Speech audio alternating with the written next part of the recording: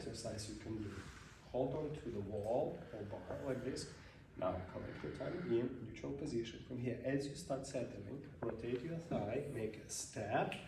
So number one is a step. Then use your rotation of your thigh to complete your weight. Finish.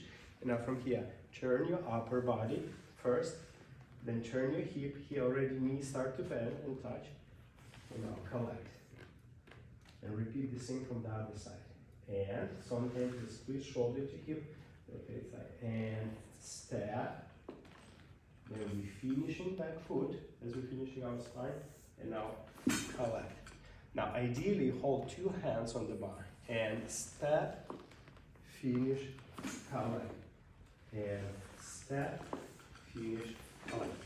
So this is a hip twist, which is basically every rumba walk, every cha-cha walk should be a sort of the form of the hip twist, not just a walk. This is a great exercise. So you can do it by yourself using walk or the bar. Trying to